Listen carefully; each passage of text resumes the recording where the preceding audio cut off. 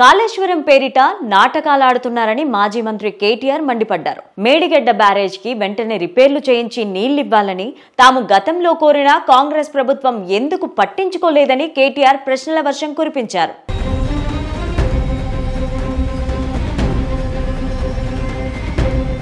Kaleshwaram project పైన దుష్ప్రచారం చేస్తున్నారని బీఆర్ఎస్ వర్కింగ్ ప్రెసిడెంట్ మాజీ మంత్రి కల్వకుంట్ల తారక రామారావు తీవ్ర ఆగ్రహం వ్యక్తం చేశారు.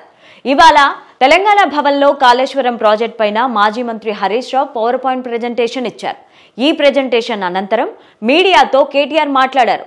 నీళ్లు, నిధులు, నియామకాల కోసం తెలంగాణ ఉద్యమం చేశామని తెలిపారు. నీళ్ల విషయంలో దశాబ్దాలుగా తెలంగాణకు అన్యాయం జరుగుతోందని ఆవేదన వ్యక్తం చేశారు. కాంగ్రెస్ పాలనలో అన్ని దందాలు చందాలేనని షాకింగ్ కామెంట్స్ చేశారు మాజీ మంత్రి కేటీఆర్.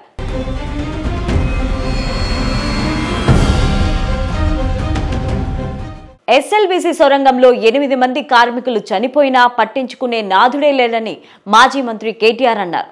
మేడిగడ్డ బ్యారేజ్లో 2 పిల్లర్లలో మాత్రమే పగుళ్లు వస్తే ప్రాజెక్ట్ మొత్తం కూలిపోయినట్లుగా కాంగ్రెస్ నేతలు, మంత్రులు దుష్ప్రచారం చేస్తున్నారని ధ్వజమెత్తారు. కాంగ్రెస్, బీజేపీ కుమ్మక్కై కేసీఆర్ పైన అబాండాలు వేస్తున్నారని ఆరోపించారు.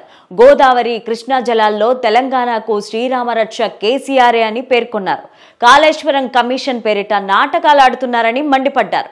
మేడిగడ్డ బ్యారేజ్ కు వెంటనే రిపేర్లు చేసి నీళ్లివ్వాలని తాము గతంలో కోరిన కాంగ్రెస్ ప్రభుత్వం ఎందుకు పట్టించుకోలేదని కేటీఆర్ ప్రశ్నల వర్షం కురిపించారు.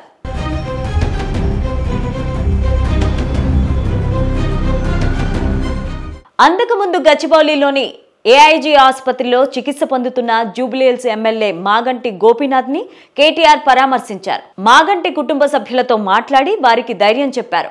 మాగంటి గోపీనాథ్ కి అందుతున్న చికిత్స వివరాలను వైద్యులను అడిగి కేటీఆర్ తెలుసుకున్నారు. కేటీఆర్ వెంట దాసోజు శ్రవణ్, రవీందర్ రావు, మాలోతు కవిత, రాగడి లక్ష్మారెడ్డి, ఇతర నాయకులు ఉన్నారు.